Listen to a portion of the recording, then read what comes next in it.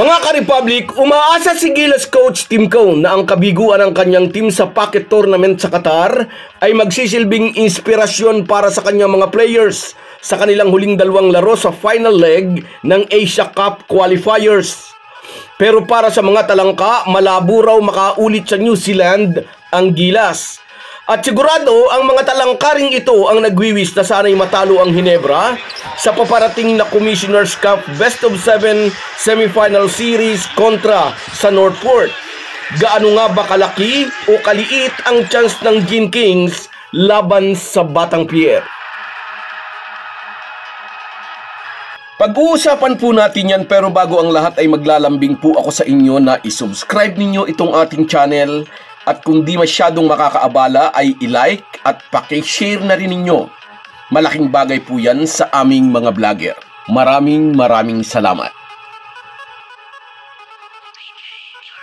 Mga ka-Republic, alam naman nating lahat na kaisang panalo lang ang Gilas sa sinalihang Pocket Tournament sa Qatar.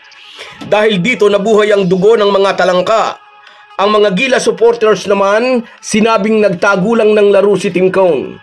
Dahil tiyak na tiyak may mga scout sa crowd.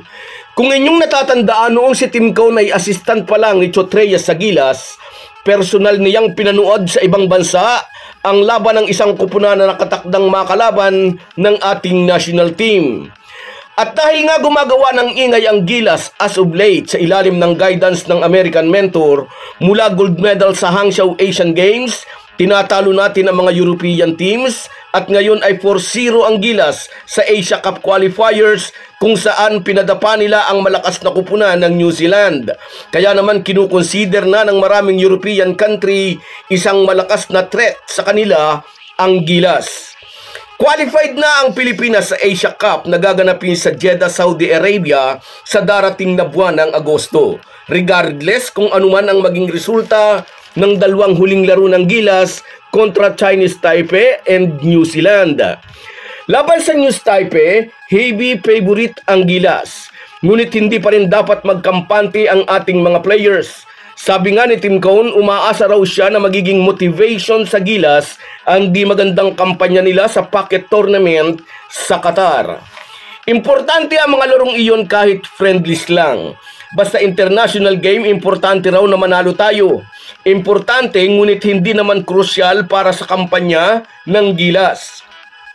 Kumbaga, naging training camp lang iyon ng Gilas, ang Pocket Tournament sa Qatar. Importanteng manalo tayo mamaya laban sa Chinese Taipei para may baon tayong kumpiyansa pag lumipad naman sila papuntang New Zealand, kung saan naghihintay sa kanila ang hostile crowd supporting the home team. At ganito kaaga may mga nagsasabi agad na malabo raw makaulit sa toll blocks ang Gilas. Aminin natin, tiyak na mas mahihirapan ng ating national team laban sa New Zealand sa pangalawa nilang paghaharap at sa linggo na po yan, February 23.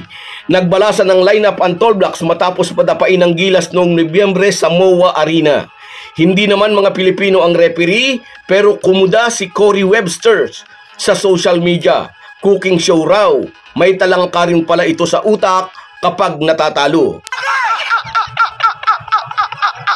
Walang ipinag-iba sa mga Ginebra haters dito sa Pilipinas.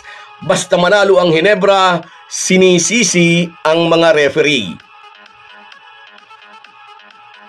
At dito naman tayo sa isa pa nating balita. 5 players ng Ginebra ang kasama ng Gilas, Scotty, Japet, Jamie, Troy at si Justin Brownlee. Dagdagan mo pa ng 3, Coach Tim Cone, Chief Deputy sa Ginebra na si Richard Del Rosario, kasama si L.A. Tenorio. Ibig sabihin, 5 players at 3 coach ng Ginebra nasa walang patid na biyahe at magkakadikit na laro, habang ang kanila mga kasamahan sa kupunan ng Ginebra ay nagpiprepare naman para sa PBA semifinals dito sa bansa. Ikinaiinis ito ng mga talangka dahil bidang-bida raw sa Gilas ang mga Ginebra players. Masamang-masama ang loob ng mga talangka dahil hindi raw nakukonsider ni Tim Cone ang mga paborito nilang player. Then heto na. After ng Gilas campaign, pagod na uuwi ang grupo ni na Justin Brownlee at Scotty Thompson para agad na sumabak sa semifinal series kontra sa Northport. Alam naman natin malakas talaga ang Batang Pier dahil sa mga kabataan pa nilang mga players gaya ni na Joshua Monson, Cade Flores, Evanil at ang kontrobersyal ngayon na si Fran New. Plus ang frontrunner sa BPC Award na si Arben Tolentino. At huwag ding kalimutan ang 6'9" import na si Kadim Jack. Well prepared and well rested ang mga bataan ni Coach Bonitan. Gaano ba kalaki o kaliit ang chance ng Ginebra laban sa top seed team na nag-aambisyong makasalta sa semis for the very first time? Sabi nga po ng ating mga basketball analyst, upang talunin ang Northport, dito dapat lumabas ang never say die spirit ng Ginebra. Di maitatanggi kulang ang kanilang preparasyon para sa semifinal series na ito. Kahit nasabihin pang hinahandle ng mga naiwang assistant coaches ang team practice, hindi pa rin iyon kumpleto dahil nasa Gilas duty ang core ng Ginebra. Magiging malaki ang papel ni Stephen Holt para pigilan o bantayan ang number 1 scorer ng Northport na si Arvin Tolentino. At dahil nga alam ni Bonita na pagod ang core ng Ginebra, magiging malaking banta ang run-and-gun play ng Batang Pier. Dapat sigurong gumamit ng long rotation si CTC para mabigyan ng pahinga ang pagod na tuhod ni na Scotty, Jamie Malonzo at Japet Aguilar. As of late ay nagiging issue na rin kay Justin Brownlee ang pagod, pero ipaubaya natin lahat yan sa coaching staff. Being the winningest coach with 25 championship, makakahanap ng paraan si Coach Tim Cone. So guys, yan lang muna. Hanggang sa muli. Kung wala po kayong mga viewers namin ay walang magtatagumpay na vlogger. Kaya salamat po sa inyong panunood. Shoutout sa iyo, Enrico de Guzman, mula dyan sa Belgium. Salamat sa panonood, idol. Sa iyo rin, shoutout, Burlagatan Donald, mula naman dyan sa Singapore. Salamat sa laging panonood. Sa iyo rin, shoutout, Harvey de la Cruz. Yes, ganyan ang master tactician.